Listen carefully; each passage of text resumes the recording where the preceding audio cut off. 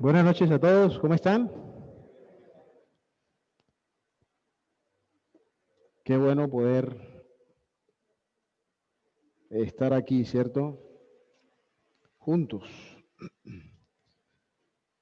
Eh, Vamos a abrir las Biblias en el Salmo 51, donde hemos estado estudiando Salmo 51. Hemos estado viendo unas cosas acerca del arrepentimiento a través del Salmo 51.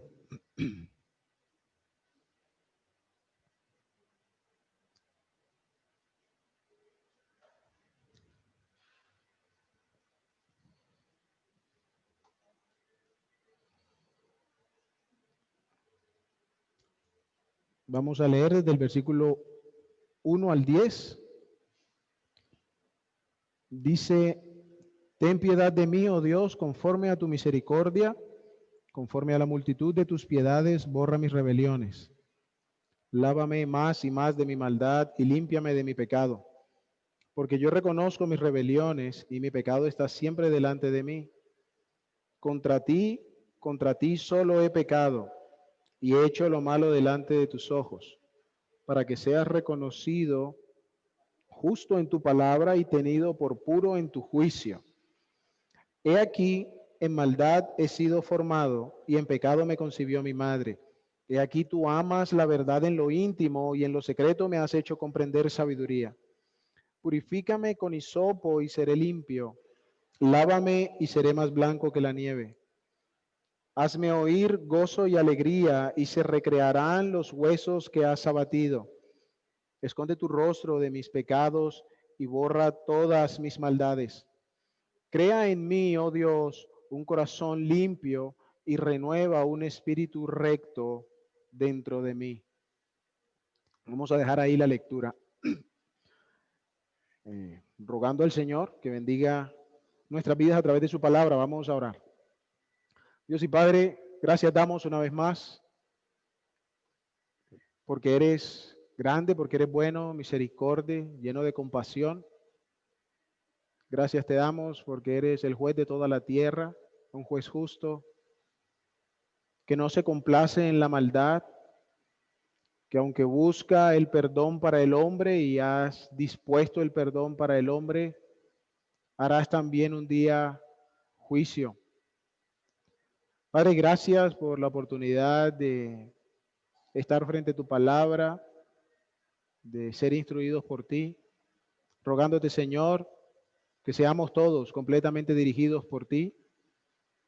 En mi caso, que al hablar sea tu Espíritu dirigiendo, Señor, para que sean palabras conforme a la Escritura, que honren, que glorifiquen tu nombre, que exalten a la persona de Cristo y que en cada corazón, Señor, tu Espíritu nos ayude a comprender tu palabra, a someternos a ella, que tengamos corazones dispuestos para que tu Espíritu pueda producir en nosotros la transformación que a través de ella tú pretendes, Señor. Padre, guíanos, dirígenos, que sea siempre nuestro gozo buscar tu rostro, Señor, buscar tu presencia. Así que dirígenos, te rogamos, porque sin ti nada podemos hacer, porque tus pensamientos son mucho más altos que los nuestros, así como tus caminos, porque tu sabiduría es tan profunda e inescrutable que de no ser por tu ayuda a través del Espíritu no podríamos acceder a ella.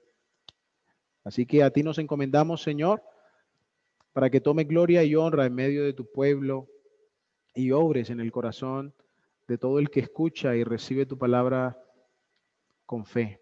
En el nombre precioso de Cristo Jesús. Amén. Muy bien, hermanos. Hemos estado mirando algunas cosas a través del Salmo 51 concernientes al arrepentimiento.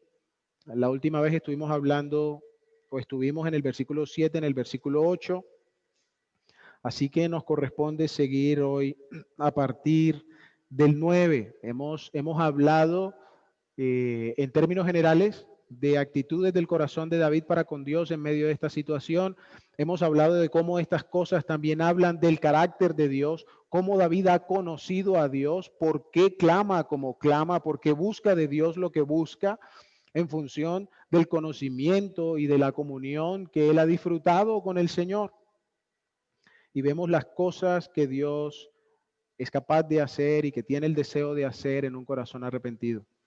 Ahora en el versículo 9, David dice, esconde tu rostro de mis pecados y borra todas mis iniquidades. ¿Es una idea o es una frase muy similar al versículo 1, como cuando David comenzó el Salmo? Ten piedad de mí, oh Dios, conforme a tu misericordia, conforme a la multitud de tus piedades, borra mis rebeliones. Están estos dos factores, ¿no? El anhelo de su corazón, lo que está sucediendo en su corazón y la obra que él ruega que Dios tenga y haga en su vida. Bueno, este versículo tiene una idea similar. Esconde tu rostro de mis pecados y borra todas mis maldades. David está clamando por restauración. David está rogando al Señor, y ya vamos a ver por qué, más que simplemente se ha quitado su pecado, él quiere ser completamente restaurado, que es la idea que también desarrolla hasta los últimos versículos del Salmo. Él quiere ser restaurado. Y en este proceso, David nos deja ver otra faceta de lo que está sucediendo en su corazón concerniente al pecado que ha habido en su vida. Es decir, David le dice al Señor, esconde tu rostro. No lo veas, Señor. ¿Por qué? Porque David está buscando que el Señor lo alcahuetee, porque David está queriendo que el Señor se haga el de la vista gorda. No, ¿cierto? David está viéndose en una posición desfavorable delante de Dios. David se presenta delante de Dios con esto encima y, Señor, mejor no mires. Hay vergüenza en el corazón de David. Y ya vamos a meditar un poco más en eso. Pero la idea que sigue es lo que nos hace entender que no es solo como, ay, sí, esto está aquí, sino que David quiere retornar a la comunión con el Señor, porque inmediatamente dice, borra. Entonces no dice, ay, bueno, no lo mires y dejemos así. No, Señor, borra esto, quítalo de mi corazón, de mi vida. En el Salmo 130, un versículo que, bueno, quizá es muy conocido para algunos. El Salmo 130, el versículo 3, dice, si mirares los pecados, ¿quién, oh Señor, podrá mantenerse? Pero en ti hay perdón para que seas reverenciado. Y de alguna manera la idea es similar. Si tú mirares a los pecados, si te pusieras a tenerlos en cuenta, si fuese eso, aquello con lo que te quedaras de nosotros, ¿quién podría mantenerse? ¿Quién podría estar tranquilo? Ah, no, sí, revisa lo que quieras. Pero dice luego el 4, pero en ti hay perdón. ¿Para qué? ¿Para que yo no me sienta mal? Para que tú, Señor, seas temido. Es la idea de la palabra reverenciar aquí, para que seas temido. Entonces, no es David pidiendo alcahuetería sobre su situación, es un David realmente contrito, es un David realmente dolido, quebrantado por su pecado y por lo que este pecado ha hecho en su comunión con Dios. Y desea lo más pronto posible volver a lo que de Dios disfrutaba. El arrepentimiento, entonces, una de las primeras cosas que quiero que miremos, el arrepentimiento no es un gesto lastimero, no es autoflagelación que le llaman, ¿no? Que uno se golpea por ahí, no es que me eché a la pérdida y pobrecito yo y soy lo peor que hay en este mundo. Definitivamente tiene que haber una cuota de quebrantamiento, ¿no? No simplemente como, bueno, sí, Señor, y sale. debe haber una cuota de quebrantamiento. Seguramente en nuestro corazón hay dolor, qué sé yo. Pero el arrepentimiento genuino no es tirarme a la cama a llorar por todo lo malo que soy y que he hecho y quedarme ahí. El arrepentimiento genuino está buscando inmediatamente a Dios y está buscando que Dios solucione el problema del pecado, no sus consecuencias. Está buscando que Dios trate con la profundidad de mi corazón y que Él remueva aquello que está en mí que no es conforme a su voluntad. Por eso decimos que David está buscando una plena restauración, un volver a una comunión enteramente restituida con Dios. Entonces no es solo el reconocimiento de una culpa o de emotivamente, como decimos nosotros, ¿cierto?, echarse a la pérdida con el dolor que se siente, sino buscar inmediatamente el rostro del Señor. Y como le decía, hay dos implicaciones en el versículo, hay dos cosas, dos ideas que el versículo transmite. La primera es respecto a la actitud de David que mencionamos, la vergüenza. La vergüenza. David se encuentra delante de Dios profundamente avergonzado por haber tratado así a su Dios, a su Señor. Porque como hemos dicho antes, aunque David afectó mucha gente en el proceso, David no está primero quebrantado por el daño que le ha hecho a los demás. David está primeramente quebrantado por haber ofendido a Dios, por haber violentado la santidad de Dios, por haber deshonrado el nombre de Dios. Entonces, cuando se halla aquí frente a la presencia del Señor, ¿cómo podría David sentirse confiado, cierto? Vergüenza es lo único que podía haber en su corazón. Vergüenza a causa de su pecado. David anhelaba, como decíamos, que Dios no viera su pecado, pero no porque se hiciera el de la vista gorda, sino porque estaba profundamente avergonzado y por eso quería que Dios lo borrara. Y yo creo que es importante para nosotros pensar un poco en este sentido de vergüenza que el pecado debería producir delante de Dios. De hecho, en el libro de Romanos encontramos el relato del apóstol en el capítulo 6, cuando dice el apóstol, ¿qué fruto teníais de aquellas cosas de las cuales ahora os avergonzáis? Y seguramente muchos de nosotros cuando miramos atrás nuestra vida sin Cristo, no nos sentimos orgullosos, ¿cierto?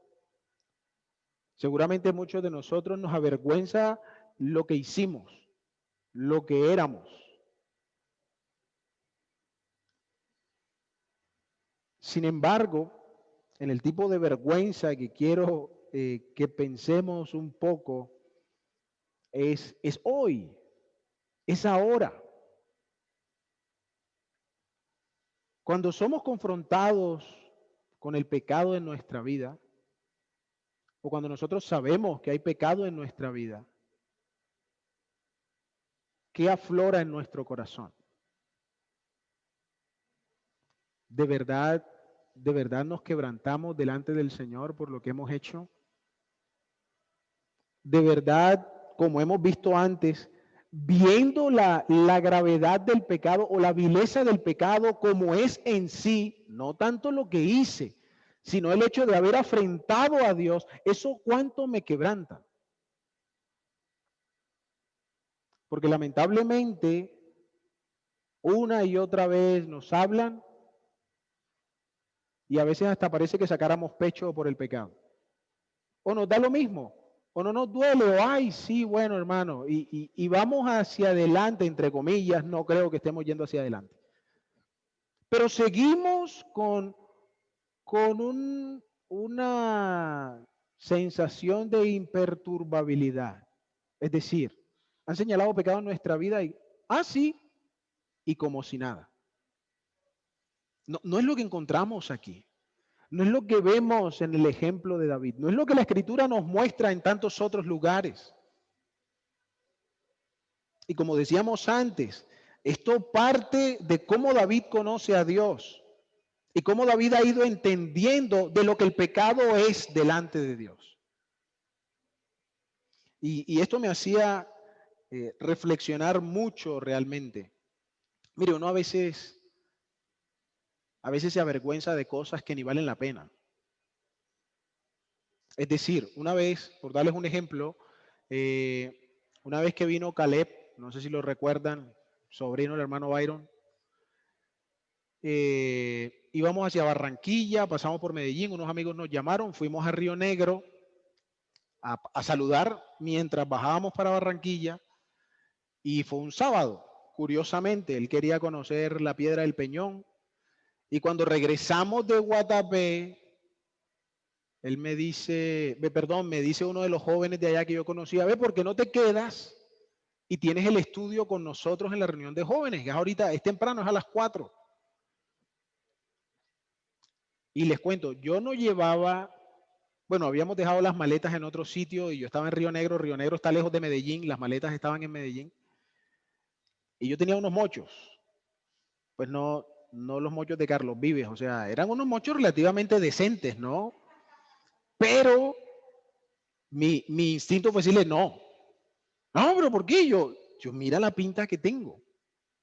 Tengo una camiseta que hasta de sudor está llena porque llevamos todo el día viajando y qué sé yo, o sea, yo no me siento presentable. Y no estoy diciendo que tampoco, ¿cierto? Vamos a compartir la palabra del Señor en chancletas o qué sé yo. Pero bueno, al fin y al cabo tuvimos la reunión, me obligaron y estuve con ellos un tiempo y gracias al Señor tuvimos un buen tiempo. Fue bueno lo que sucedió después también. Pero lamentablemente eso me ha dado más pena que cuando me han dicho, hermano, usted está pecando con esto. ¿Entiende lo que quiero decir? No puede ser, hermano, que a nosotros la vergüenza nos da porque, ay, llegué a la iglesia con un sucio aquí en la camisa o porque, y no es malo, no estoy, ¿cierto? Pero, ay, porque voy con un uniforme de trabajo, ¿no?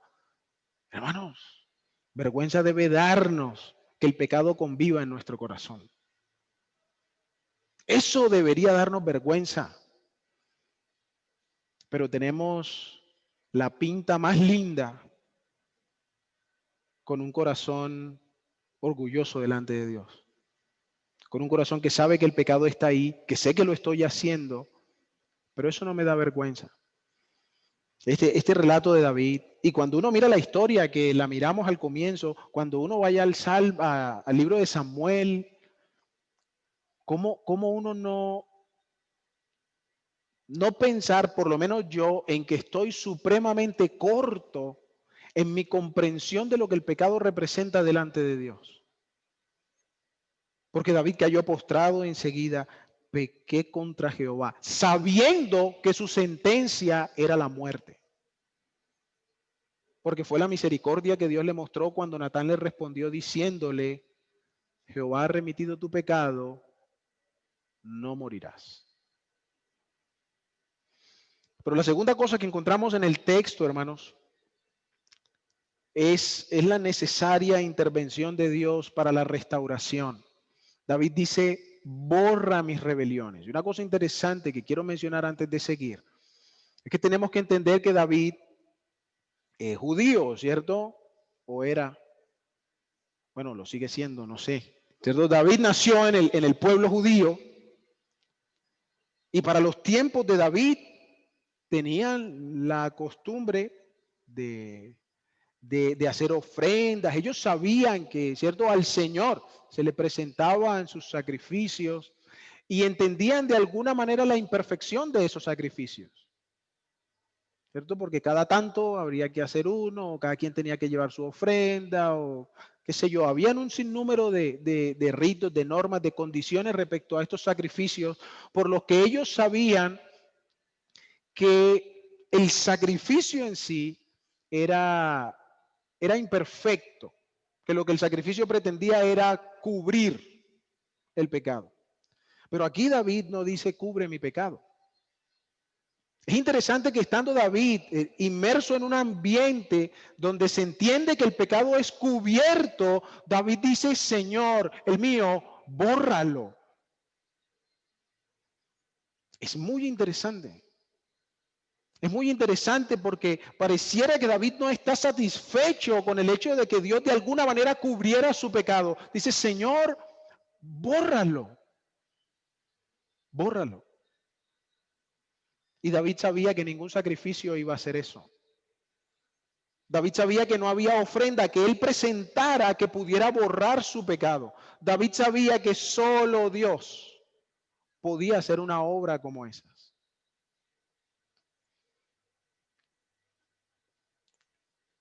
Los fariseos en tiempos del Nuevo Testamento, en los tiempos de Jesús, la idea no había cambiado. Ellos lo tenían absolutamente claro.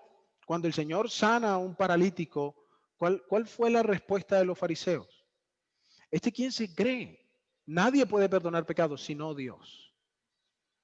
Ellos sabían perfectamente que el verdadero perdón era una obra de Dios en favor del hombre. No había ni cosa que el hombre pudiera hacer, ni intermediarios humanos que pudieran lograrlo en favor de otro. Y bueno, de pronto haciendo un paréntesis, es triste ver cómo en nuestros días parece que va creciendo esta atribución de algunos de hacer esto que solo Dios puede hacer, de pretender perdonar los pecados, de quitar la mancha del pecado en otro. El Señor lo dijo en Jeremías capítulo 2, versículo 22, quizás muy conocido, lo voy a mencionar. El Señor dijo, aunque te laves con lejía, con soda, con cloro y uses mucho jabón, la mancha de tu iniquidad permanecerá delante de mí. Si tu solución al pecado no es venir a mí arrepentido sinceramente, tu pecado no se va a borrar por muchas cosas que quieras usar. Pensaba entonces, en si nuestra actitud frente al pecado es semejante también. De hecho, en este momento hay un amigo en la costa que se apartó del Señor. Y hemos hablado algunas cosas y él dice, no, es que, ¿cierto? Yo tengo que poder dejar esto y tengo que poder cambiar esto y tengo que.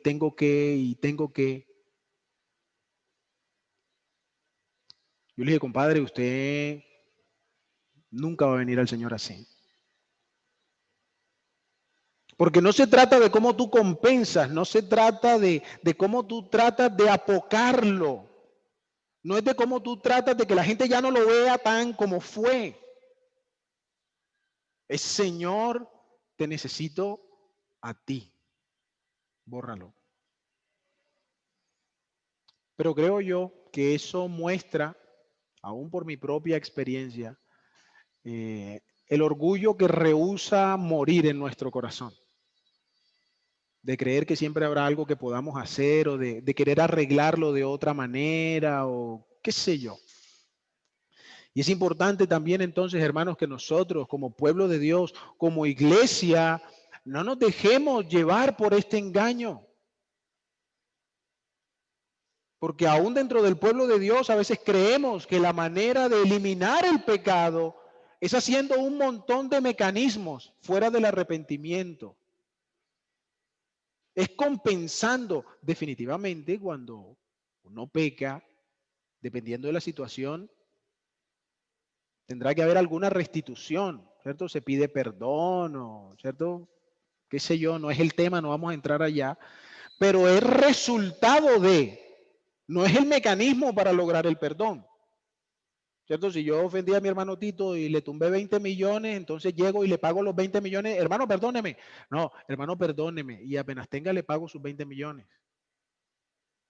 ¿Cierto? Pero nosotros creemos es, tenga sus 20 millones para que me perdone. Venga, yo hago esto para que el pecado sea quitado. Y David dice, Señor, borra mis rebeliones. Definitivamente, quiero hacer una cosa que ojalá se entienda bien. El creyente es llamado a esforzarse en la gracia, a tomar fuerza de la gracia del Señor. y uno tiene que hacer todo lo que está al alcance. Pero en aras de una vida limpia de pecado,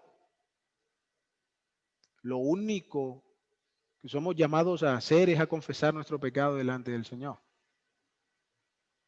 Luego vendrán otras cosas, pero en aras de que el pecado que hay en mí sea quitado, Señor, bórralo. No hay obra, no hay cosa, no hay esfuerzo que quite el pecado a menos que arrepentido lo confiese delante del Señor. Y creo que es importante para nosotros recordarlo. Versículo 10. En el versículo 10 entonces dice ahora David, crea en mí, oh Dios, un corazón limpio y renueva un espíritu recto dentro de mí. Como les decía, David está desarrollando ahora también esta idea de restauración. Más adelante será más claro. De volver completamente a una comunión restituida con Dios. Y él dice ahora, necesito ser transformado. Lo que encontramos aquí es David reconociendo que necesita ser transformado por Dios. Reconociendo que por su propia mano no podrá ser santo, no podrá ser agradable a Dios. Necesita del favor de Dios, de la gracia de Dios, de la obra de Dios en su vida. Ahora, una cosa interesante en este versículo es que la palabra que aparece ahí en el versículo 10, crea en mí, es la misma palabra que encontramos en Génesis capítulo 1. Y creó Dios los cielos y la tierra. No es una palabra donde uno hace algo a partir de algo. Es una palabra que solo se usa para Dios. Y tiene el sentido o la indicación, digamos, es que algo viene a la existencia a partir de la nada. O sea, viene como solo Dios puede crear. Nosotros decimos que el hombre crea, ¿cierto? Qué sé yo, cuando el señor Ford hizo su primer motor, oye, el hombre, ¿cierto? Creó aquello, pero él tomó una pieza de aquí, o sea, él no creó de la nada ni el metal, ni él diseñó sus piezas, hizo lo que hizo, armó su motor y tenga, qué buen motor.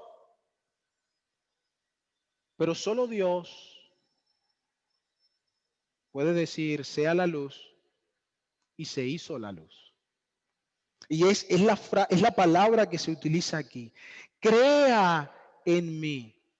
David está diciendo, el ser humano, por muy buenas aspiraciones que tenga, no va nunca a lograr un espíritu un recto delante de Dios, un corazón limpio delante de Dios. Solo Dios puede producir esto en el corazón. Por el contrario, la única marca inevitable del ser humano es el pecado. Es todo lo contrario. Algo que el hombre hará sin fallar, así sea en algún momento de su vida. Y todo ser humano será así, será pecar. Crea en mí, oh Dios, un corazón limpio. Hebreos nos dice, sin santidad nadie verá al Señor. Entonces nos esforzamos y hacemos santidad. No, necesitamos ir al Señor. Y aún en esto que hemos estado hablando es parte de lo que el Evangelio quiere producir en el pecador.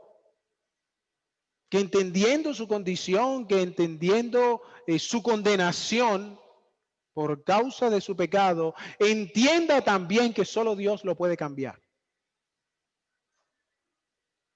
Es por eso que el tiempo aceptable para la salvación es hoy.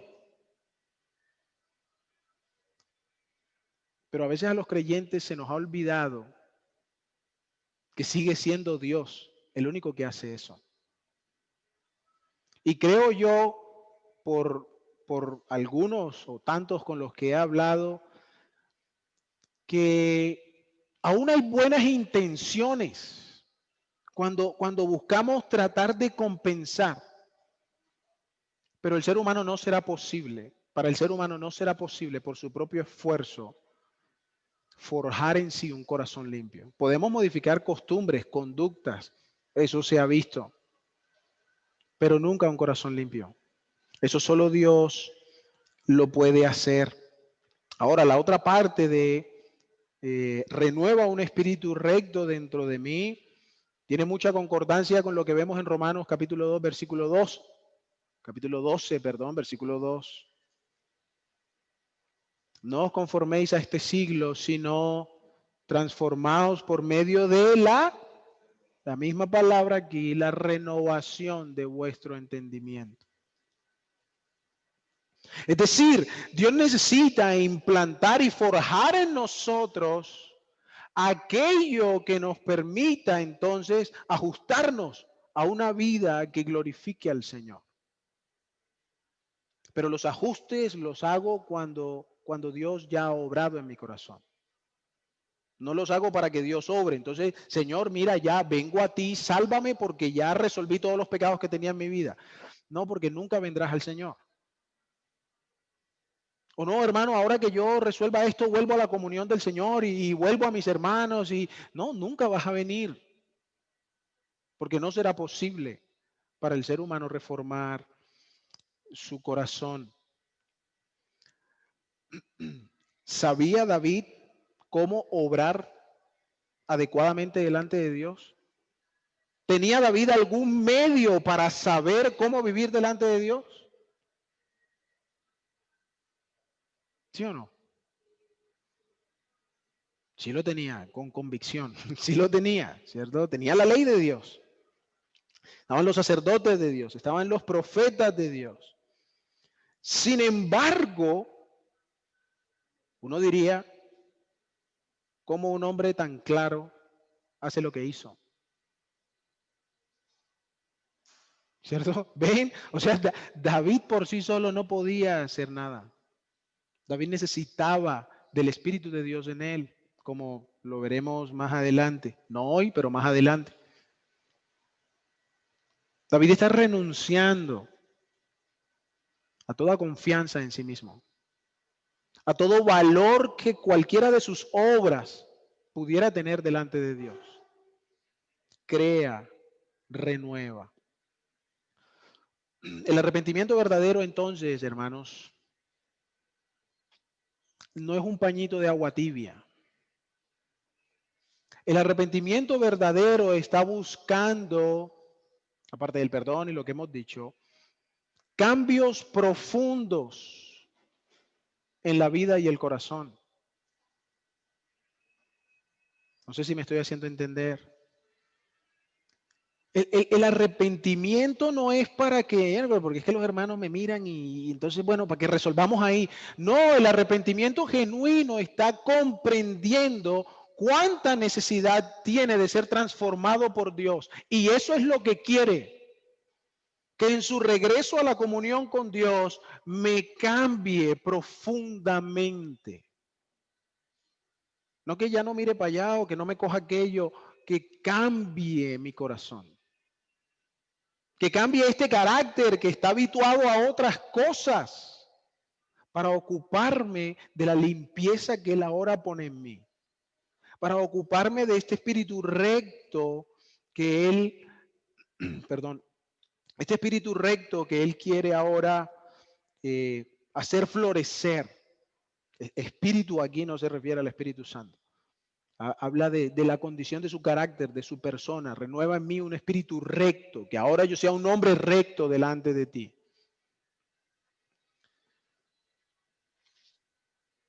¿Cuánto contemplamos nosotros genuinamente lo incapacitados que estamos delante de Dios para vivir en santidad? ¿Cuánto clamamos al Señor todos los días, cada mañana, cada noche? Porque el Señor nos dé la sabiduría y la fuerza, porque David tenía cómo saberlo, ¿cierto? Entonces que el Señor nos dé la sabiduría por su palabra para actuar santamente. ¿Cuánto dependemos de Dios para eso? Bueno, tendría que preguntarnos, como hicimos unos versículos atrás, si realmente nos preocupa vivir en santidad. Es lo que queremos, es lo que estamos buscando. Pero si es así, ¿cuánto estoy buscando de Dios para eso? Porque hermanos, creo que ya ha quedado claro, no vamos a poder por nosotros mismos. No tenemos la fuerza, el poder para eso. Quizá podríamos tener razones en nuestra mente porque leemos cosas en la Escritura, así como David, pero no necesariamente nos van a impedir caer como lo hizo David. Aquí nadie está exento de nada. Alguno podría decir, oye, ese David terrible. Cuidado, podríamos ser nosotros peores. ¿Cuánto dependemos del Señor para esto, hermanos? Se acaba el día y en el mejor de los casos estamos llorando porque no fuimos santos. Pero ¿cuánto le rogamos al Señor fuerza y sabiduría para ser santo en el día? Ah, no, porque es que en mi trabajo yo veo cómo hago los negocios. Es que yo en el colegio veré cómo hablo con los... Bueno, no estoy hablando de acá del hermano Juan, ¿no? Pero cierto, yo en el colegio veré cómo hago con mis compañeros o con mis alumnos o yo, qué sé yo.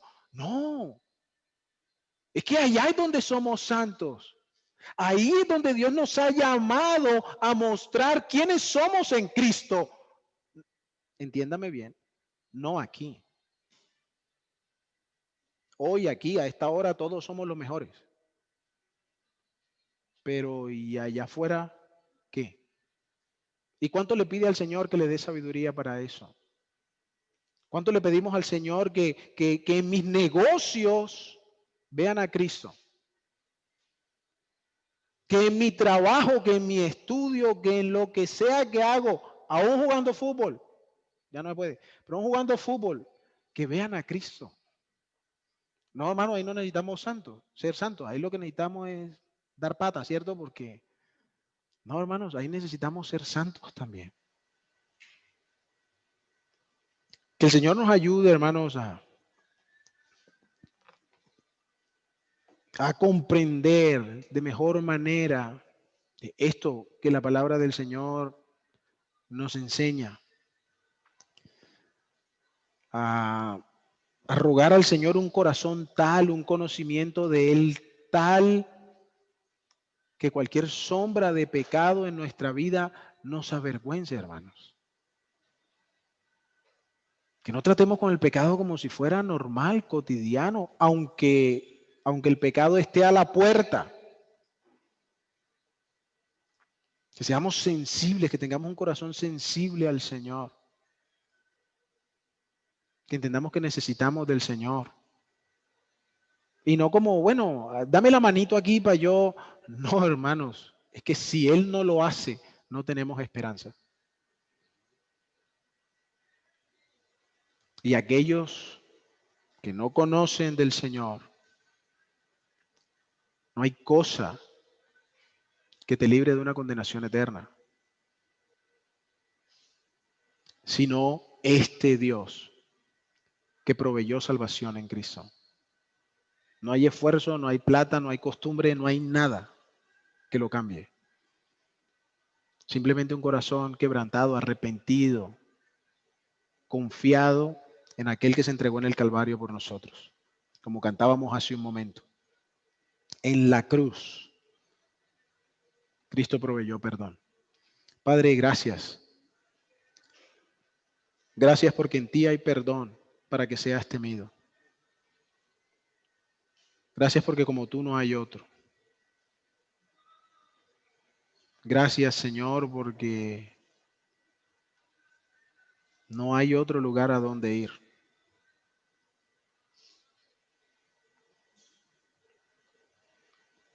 Gracias, Señor, por la gracia y la verdad que en Cristo manifestaste al hombre. Gracias porque muchos hoy en este momento podemos recordar con gozo el momento en que nos salvaste, Señor. Pero rogamos que no se nos olvide que seguimos necesitando de ti. que no nos confiemos creyendo que somos capaces. Y rogamos también que aquellos que aún no te conocen no retrasen, Señor, el momento de volver sus corazones a ti. No hay otro lugar donde el perdón sea entregado sino a los pies de Cristo, por quien te damos las gracias, a quien exaltamos, Señor, a quien queremos ver glorificado en nuestras vidas, en tu pueblo, para que su luz, su nombre, su gloria llenen esta tierra. Te alabamos y te bendecimos, Señor, por medio de nuestro precioso Salvador, Cristo Jesús. Amén.